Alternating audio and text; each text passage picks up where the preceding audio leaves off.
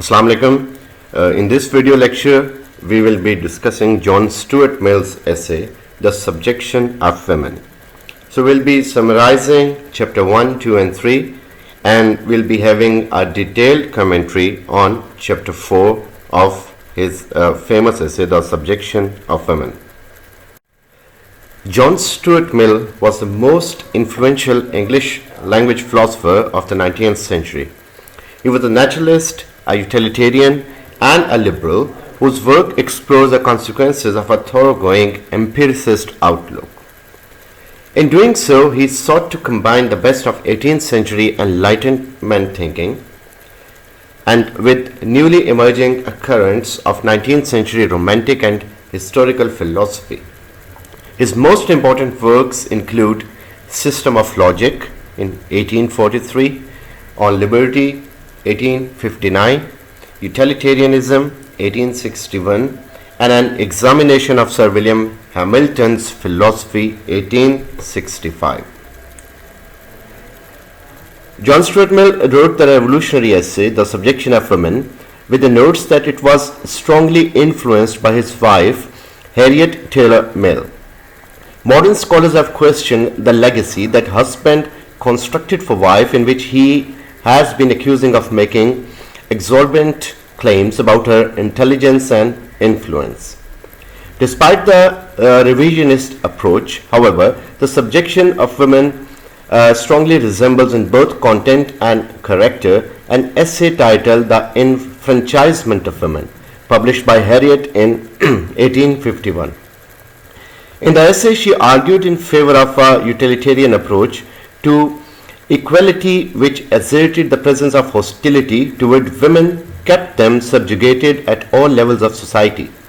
The Subjection of Women was published in 1869.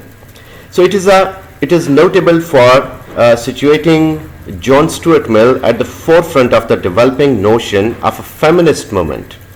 Not exactly all that. Those who were daring enough to suggest that women could be the intellectual equal of men were viewed as profoundly radical in their thinking at best and dangerously delusional at worst.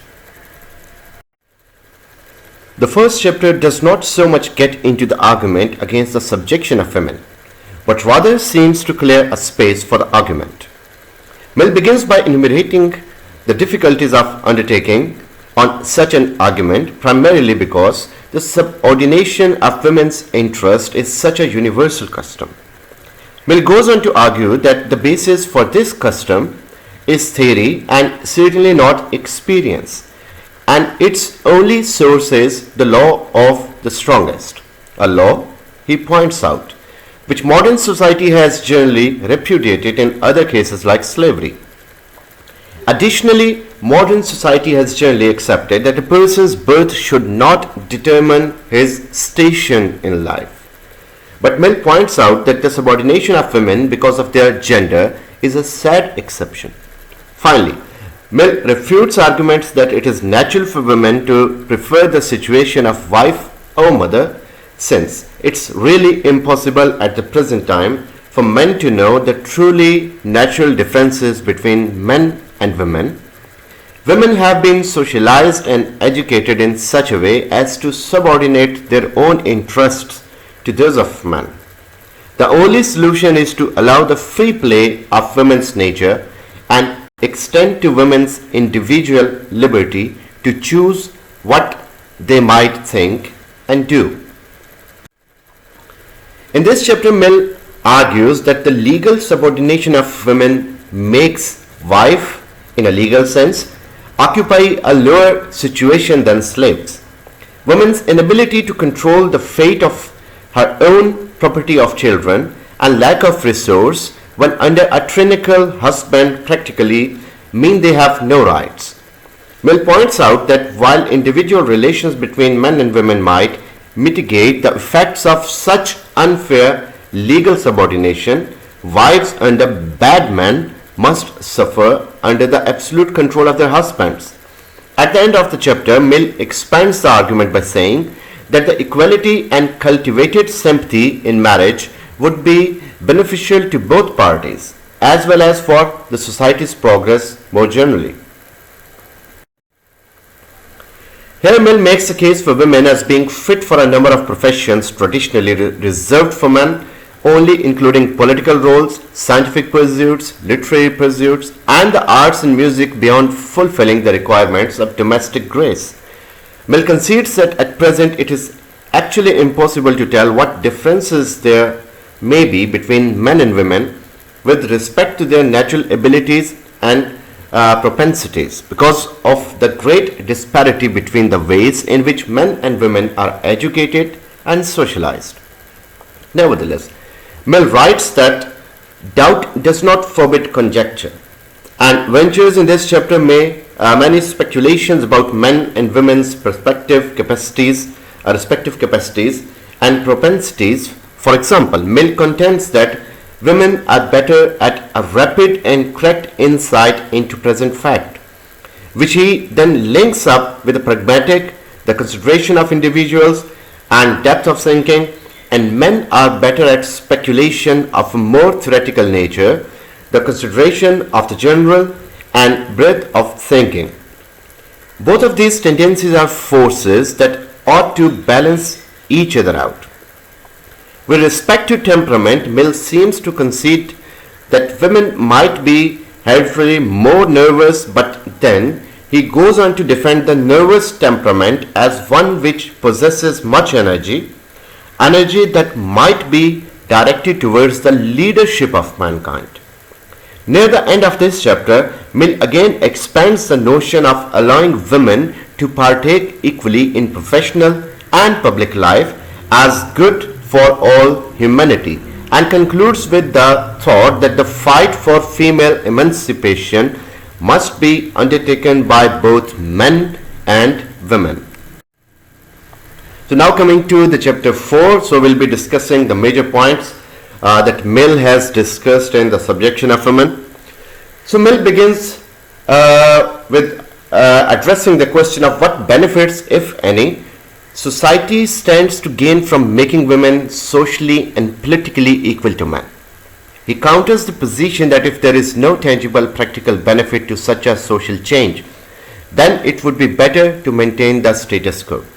So Mill believes that there has to be certain change in society if the role of men and women is at some balance. So he believes that socially and politically, when women are given rights, then things might get settled. So he believes in this thing, or he says that if it doesn't happen, you may change the situation like it was, but he feels that situation will definitely change because the society stands to gain from making women socially and politically equal to men. He is right in this, that if women are socially and politically, they are given some stand, they are given some place, they are given some respect equal to men, they will definitely play their vital role in reshaping the society. On second point, Mill says, indeed, he notes the benefit that would follow from making the institution of marriage an equal one are too obvious to doubt. So he believes that the institution of marriage is not only for a woman, not only for the man, but it is equally for both. So both of them have to drive the car of their wedded life. So both of them are equal in it, both of them are sharing the same things, both of them are sharing the responsibilities. So this would be unjust in saying that women should be only taking care of the house and the household, and she is not made to come out, she is not made to do jobs, she is not made to come socially and politically equal to men. So this is just an excuse of the male-dominant society. Further, he argues that changes must be made in the law, for women cannot be made to rely only on the moral character and cultivation of men. As Mill has demonstrated, an unequal power dynamic trends to corrupt the morality of both parties. So he believes in this thing that laws should be amended, and those laws should take care of the fact that stereotype respect that is given to the male community for no reason should be abolished, and that respect should be given to both women and men equally. Both should be treated morally good, and both should be considered equal in any respect of life. Mill says that it is unconscionable for women to remain in a condition of servitude when every other form of servitude has been abolished in progressive liberal nations. Mill stresses marriage is the only actual bondage known to our law. There remain no legal slaves except the mistresses of every house. So here he is comparing the women to the slaves that, like it has been compared in the past. So keeping in view all his personal experiences and all what has been happening to women since long, so he is bound to write his catharsis regarding all this fact, because we know that it was a time in England that if a woman who reached her age of marriage and her father died for any reason, and she was not given any respect in the society, and she was not given some any money or any land in after the death of her father, because she was not married. So marriage in those days was considered so essential for women. So we read the novels of Jane Austen, and in her novels like Pride and Prejudice and Emma, the condition of the family is the same, that a family having so many daughters, the family is all the time in trouble to get them married at some better places so that they may be given social status. We have also studied the prologue to the Canterbury Tales, in which we see the character of prioress. So such ladies, even they belong to aristocratic families, if not married and their father died, they were not given any part of share in the father's property or in his any legacy. So they were bound to live in church and spend rest of their lives there. So Mill here says that now with the progress and advent of the time, every other slavery or every other bondage has gone except for the bondage of marriage. So he's not saying, or he doesn't mean to say here, that marriage is such a demoralizing thing. He means to say that the treatment that is done with the women after marriage, that is not acceptable. He means to believe in this thing, that thing should settle quite soon. Given the obvious benefits to be secured and wrongs to be done by the equalization of marriage, Mill sets himself the task of showing the social good that will result by opening public life to women. So he believes in this thing, that if we open the public life of women, that will set good to the societies, and all the wrongs that have been done with the society to the women, they will come to an end and they will result in something good. So he believes in this thing, that women should be given some good welcome, to bring them to public, to give them a good social life in which they can move easily, in which they can vote easily, in which they can have the right to speak, in which they can have a right to job. So there were certain rights which were not given to women in those times. So with the later after very long time, and after so many successive changes in law, we see the present time when women are given liberty to this extent that we see in European countries or Western countries, that the way they are moving, they have rights of everything, they can do anything, they can share the property of their father. So, but at the time when Mill is writing this essay, women were actually in subjection and they were given no rights. So he believes in this thing, that if they are given something, if they are, if something good is shared with them, if they are brought to public, bringing them to public means that they should, if we open public life to them. So opening public life means we should give them right to come to the front, to do certain things that men do, like going outside, moving, hanging out, doing jobs, and starting their own business, casting votes. So all those things which were then banned to the women, Mill wants that they should be opened to the women. Then Mill first points out that any relationship in which one person, by right of birth alone, is made superior to others can be nothing but corrosive to all the other social relationships. So Mill definitely believes in the fact that if we only make a discrimination between two children who are born just because of their gender, that one is male and other is female, we cannot make an estimation that male is better than the female. The fact may change afterwards. The female may prove to be beneficial for the society and male may prove to be the worst for the society. So we cannot point out at the time of birth that who is superior and who is not. So Mill believes that such estimations on the birth of a gender corrupt the society afterwards. They corrupt the social relations. So to save the social relationships in future, we should be giving equal rights to both men and women, and regardless of the fact that they are the male or female, it's not the fault of female that she is born female. So it is the way she is born. So Mill wants to give equal rights to the women. The existence of such a relationship encourages men to think that they are entitled to some things without having to do any work, or demonstrate any qualifications, or increase men's tendency towards self-indulgence and imperiousness.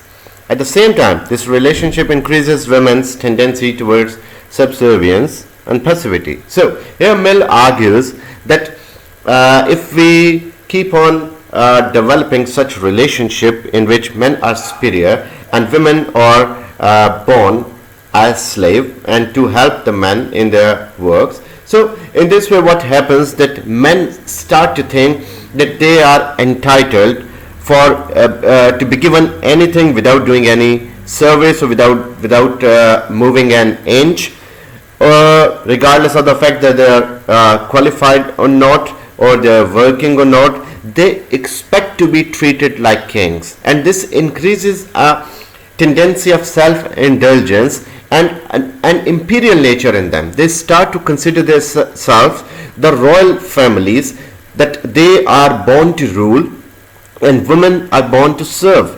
So we need to root out this evil from them, that they, whatever they are or whoever they are, they need not behave in such a way that makes or undermines women's capacity to work with them, or it should not make, or it should not start a question on the integrity of the women folk.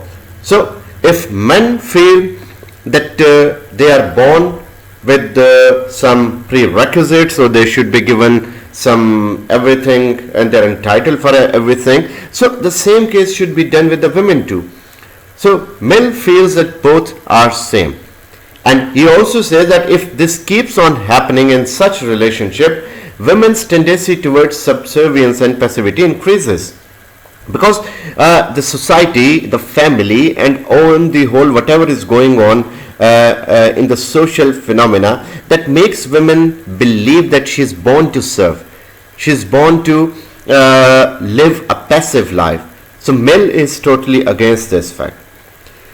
And worst of all, most people are exposed to such relationship in their earliest upbringing by seeing their father dominate their mother. Therefore, the specific corrosive influences on the characters of children, especially boys, takes roots, so that early at the change is difficult later in the life. And this is what Mill believed, and this is what we have felt, that we see in our lives. Mill believes that we see in our lives that men are dominating in the house, they're controlling the females of the house, be it mother, be it a daughter or daughter-in-law. So it is all the time male to rule or control the house. So younger boys who are born, and when they are adult, when they start understanding the things, they see the same atmosphere in their houses, and they start to behave when they reach such an age when they are to rule the house. So they feel that since their father was ruling the house, since their father was the king of the house, so they should behave in the same way. And since the mother or sister, she was working all the time, so all the females should be working in the house. So this is what is transferred to the younger posterity in by showing them your experiences. So younger people learn by the experiences. The daughter learns to serve and the boy learns, the son learns to rule. Since daughter has seen a mother working all the time, so she follows her and keeps working. The boy has learned from his father to rule, so he keeps ruling in the future. And then Mill then presents another advantage in allowing women freedom to choose the course of their lives. The addition of women to the candidate pool for any occupation would double the mass of mental faculties available for the higher service of humanity. So Mill gives another advantage of giving or opening public life to women. He believes that if women are added to the candidate pool for any occupation, so candidate pool here means the selection of people for the job, the selection of people for some particular occupation. So male were given preference all the time in the time of Mill. So Mill believes that if women are given equal rights in the job, they can use their mental faculties, and women can, if they are working with men, the humanity can be served better, because there will be two different minds working for the betterment of humanity.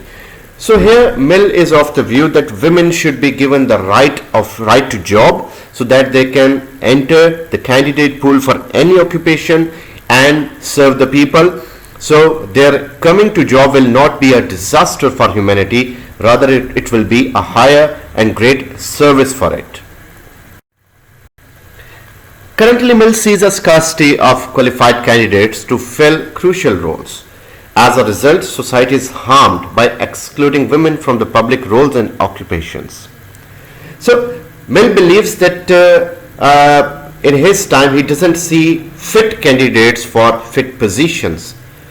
He sees that corrupt people or bad people are ruling, because we have to choose from the available ones. So what is the result? The society is harmed by excluding the women. So if we are not including women, we are only dealing with men. So men may be good or bad, all the men cannot be good, all the women cannot be good. But at least we can select good men and good women for public roles and occupations, so that will be a better position to serve the humanity. Then Mill quickly points out that to reap the full benefit of the increased number of candidates for any role or occupation, women must have educational opportunities equal to those available to men.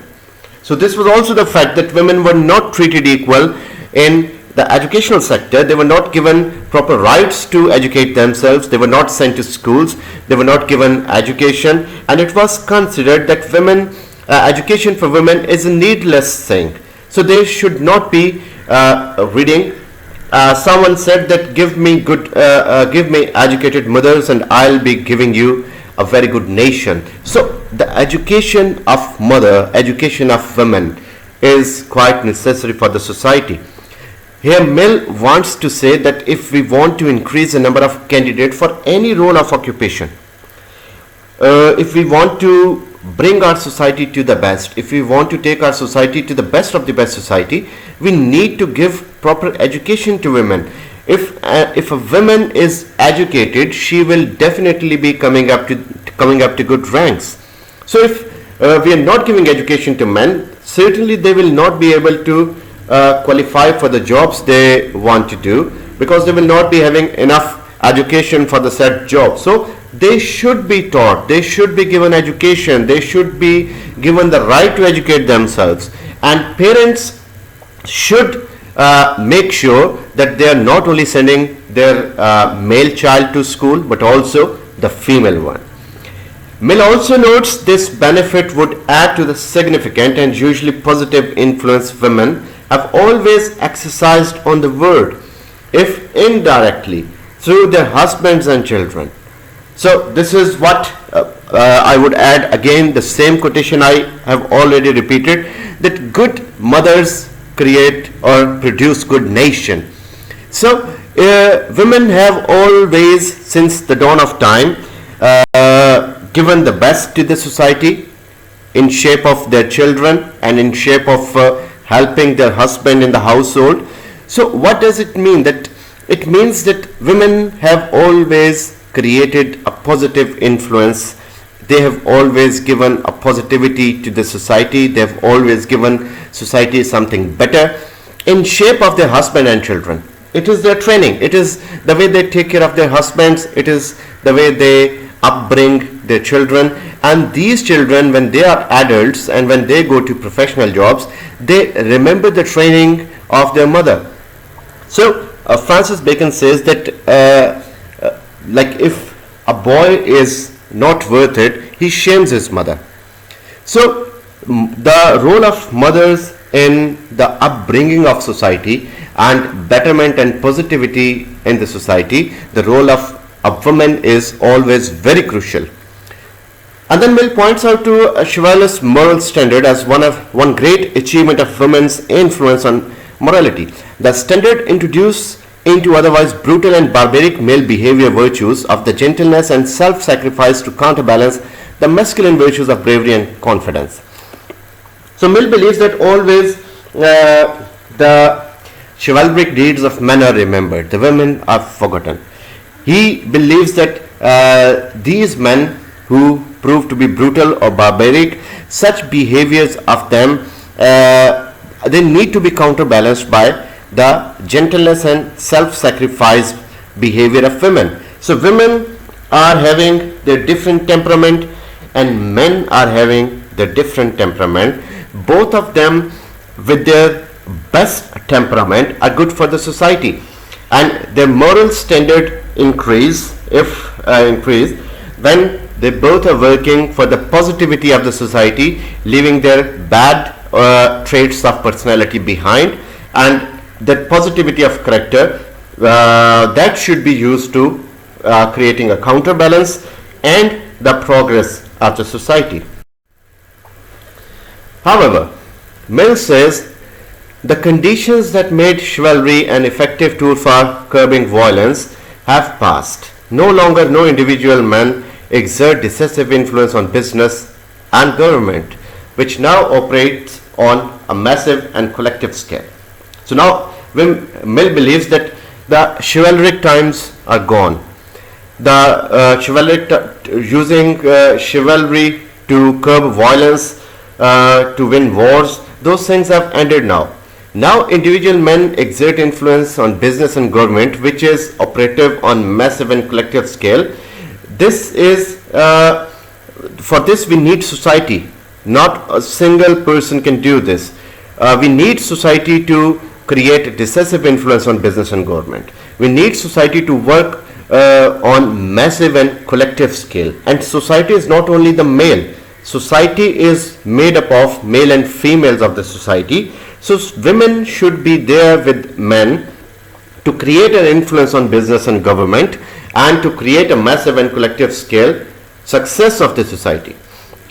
And then he says it is the province of law to protect the dependent and weak rather than leave them subjected to the individual moral character of their superiors.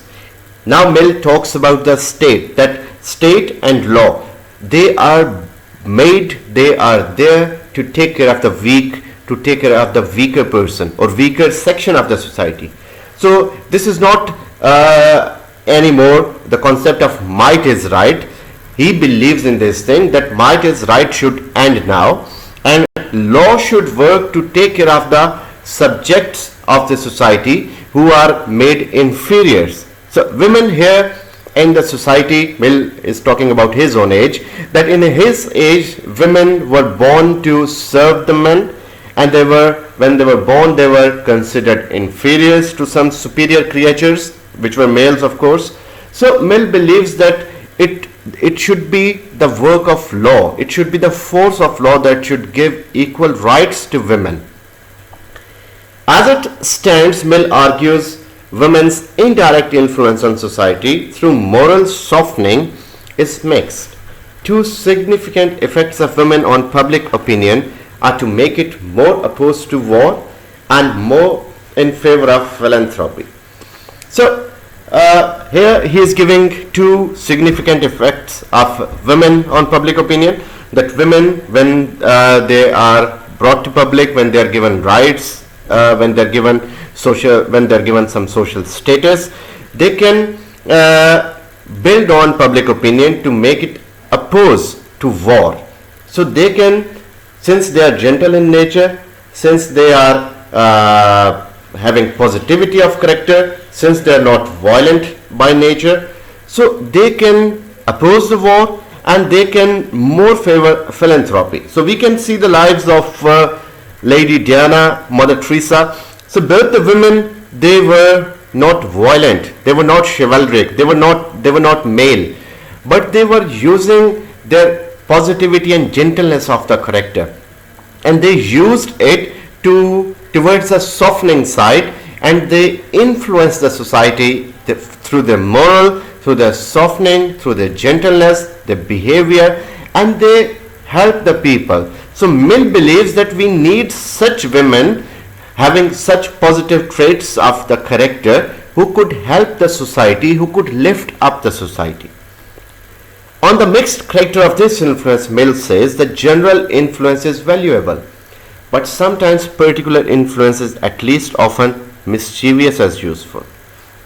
Mill also believes that if we talk about the mixed character of this influence, like if there is softening is mixed there, but there may be something other involved in the character, Mill believes that this may be valuable, but sometimes particular influence is at least as often mischievous as useful.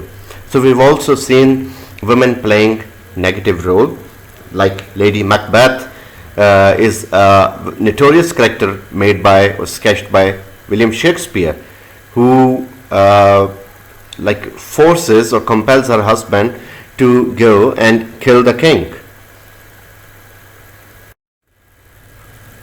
He qualifies this claim, noting women's efforts tend towards mischief rather than usefulness when they are involved only in raising money and awareness, rather than directly in charge of administering and organizing social and political efforts.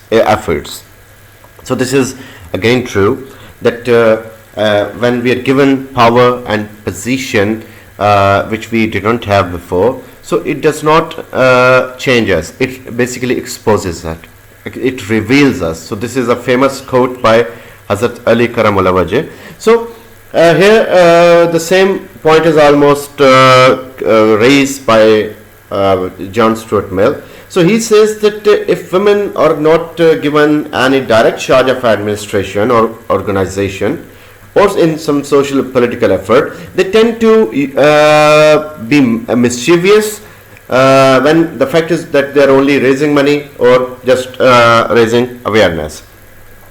So this is the fact that we should give responsibility to them. So this is what he means.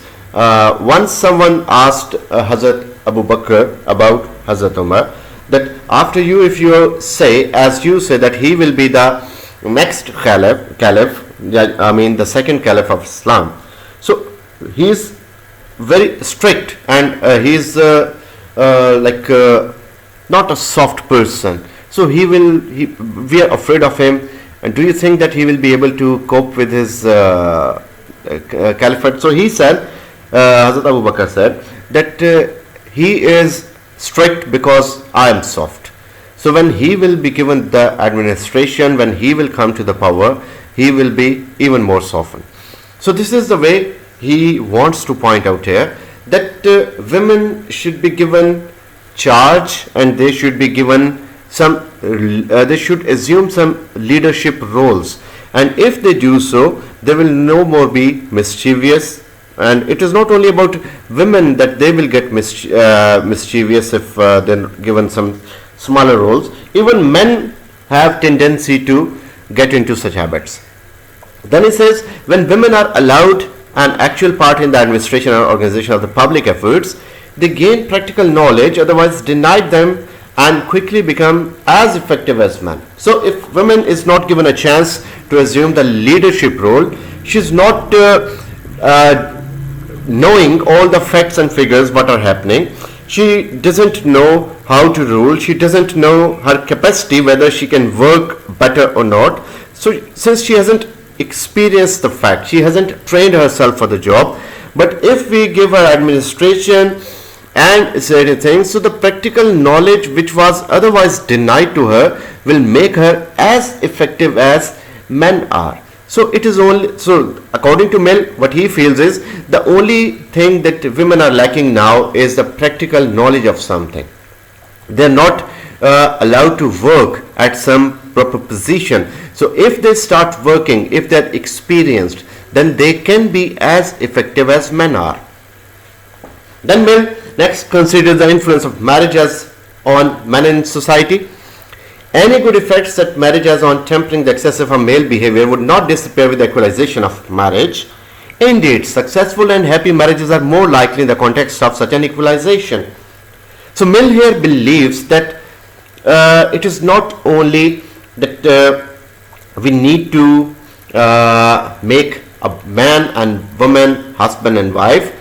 We also have to make sure that they are harmonious in their relation, they have their mental acceptance for each other, they have some things common on which they are talking, they are behaving. So they should not be having ultimately or altogether radical ideas. So if they are altogether having different nature, then this marriage will not work out. So we need to find proper prospect for man and women, so that both should be sharing at least some common ideas. So if they are at some common point together, that couple is a better couple for the society. So as we discussed the point raised by Mill in the last slide, Mill here believes in the fact that when people are extremely unlike, there can be no real identity of interest. Hence, if the situation of men and women is radically different, their interests cannot be united, and the union is not likely to benefit either partner. So Mill here believes that such union is not helping husband or wife or both when they are having radical thinking or when they have altogether different experiences of life. For example, a doctor marrying a banker, they will not be able to understand each other's problem, routine. They only will be able to understand each other's problem and routine if they are of the same profession.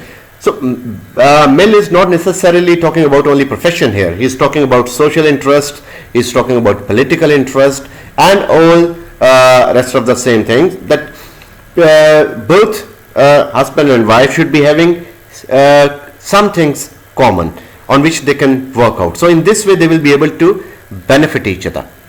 And then Mill does not claim there are no natural differences between men and women. He means to argue that social arrangements exacerbate and exaggerate these differences, thereby making it harder for men and women to mutually benefit from their relations. So he believes in this fact that when men and women are different, there are certain things in them which are different. They cannot be 100% the same. But he means to argue this, that the social arrangements are giving some exaggeration to these differences. Our social arrangements, our social life structures, that creates a difference more, thereby making it harder for men and women to mutually benefit from their relationship. So the social setting makes it hard for men and women to give proper benefits to each other. Now that social arrangement can be the family, like the joint family system, that may be a hurdle, or a place where they're living, or if the place is overcrowded, the place is too lonely, or if there is a sectarian issue. There are so many other issues which are there. So the society creates certain limitations or exaggerations which may result in this thing, that husband and wife may not be able to give proper or mutual benefit to each other. But Mill agrees with this thing, that women and men have some natural differences, but these differences are exaggerated by the society, the social norms. Indeed, differences between men and women can benefit their relationships in some cases, but a difference in which one party is inferior to the other can never be good.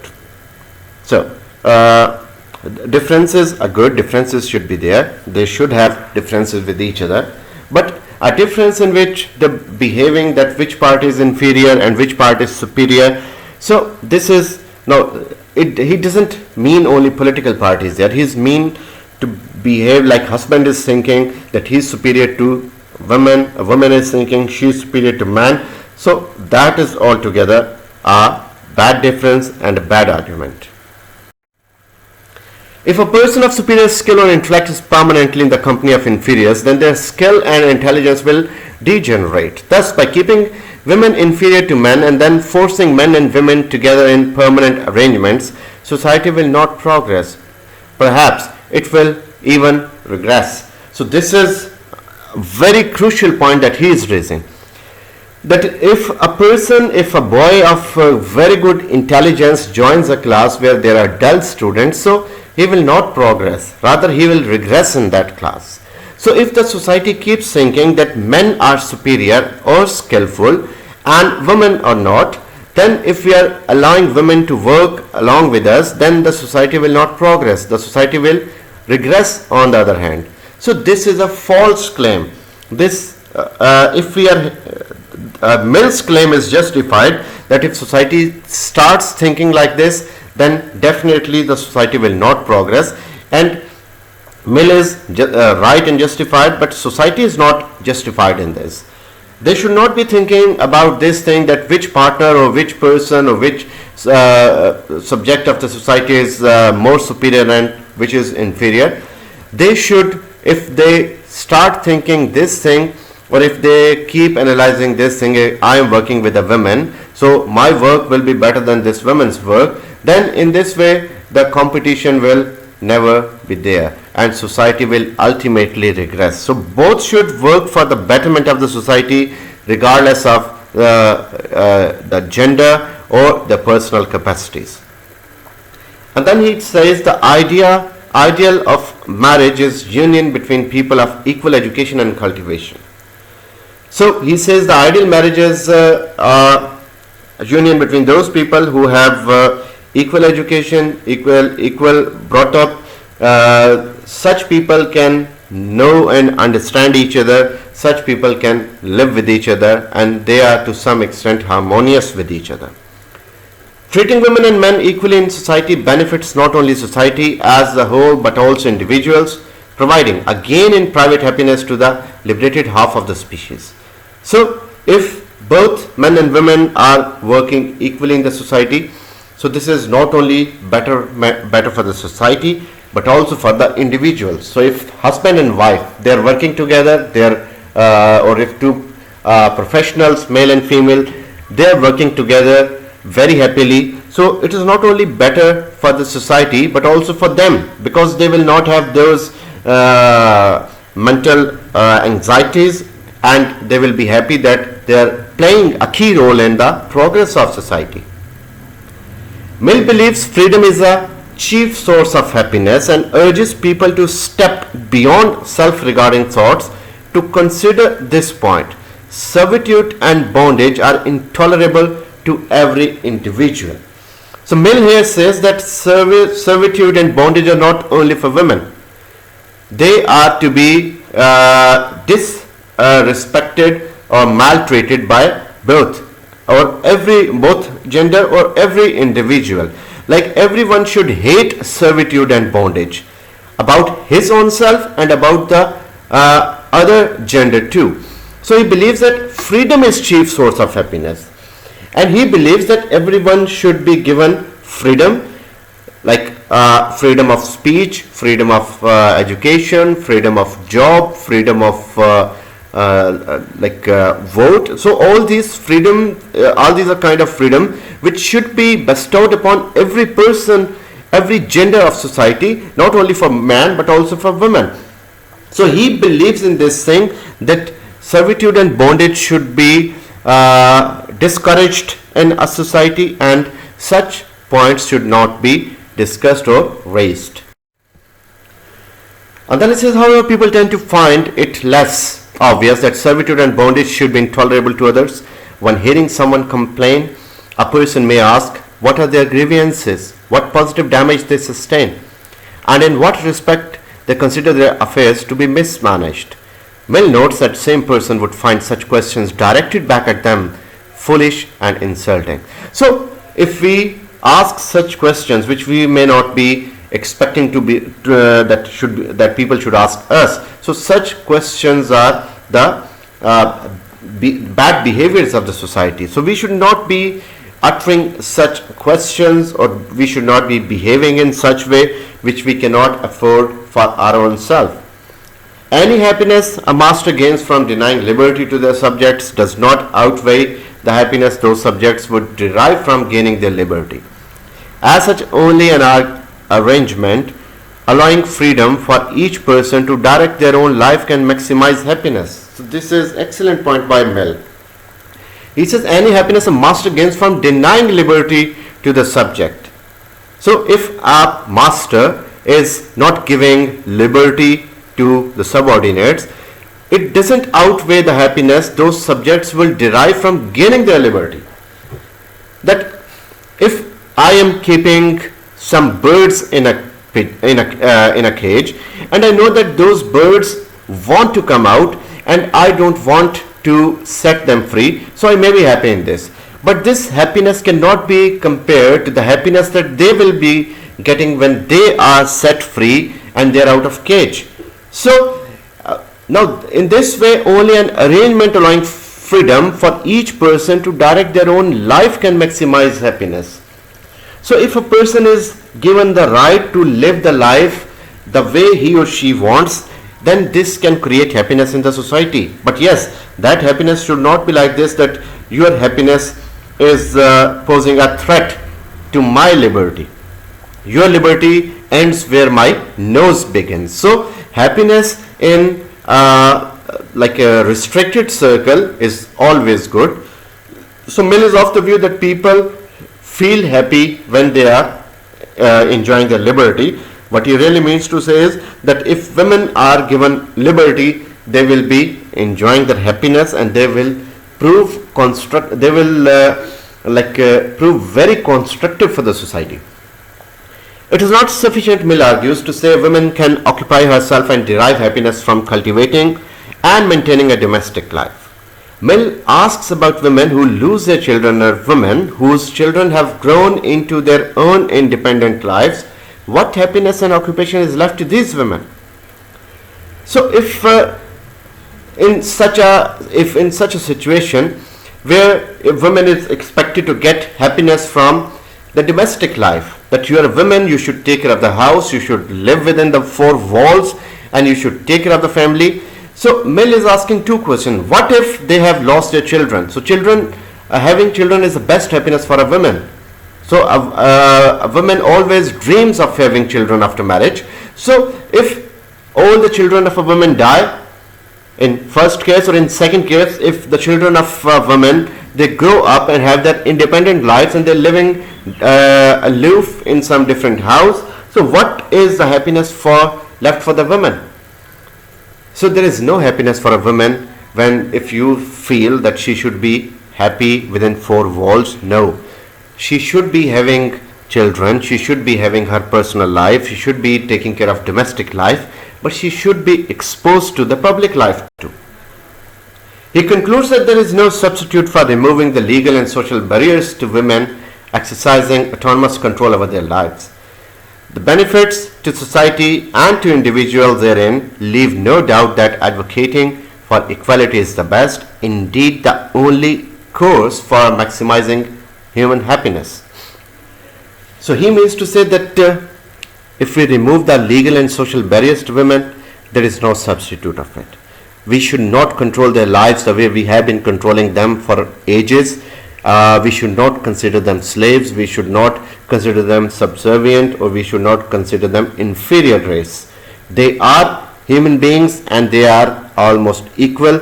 All the men are equal, all the women are equal, and they both are equal. So they should be given proper treatment, proper respect. Like Islam, our religion has always given proper respect to women.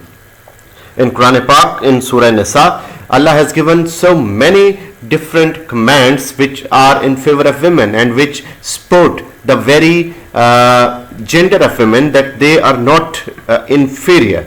They should be given proper rights in every aspect. So our religion is preaching this thing, and it has given this declaration 1400 years ago. So Western countries thought about this thing later on, and after so many resolutions they reached to this status that we find we find the present liberty or emancipation of women there. So emancipation of women is not a new topic. This has been there in Western countries for long, and Mill also wrote about this thing.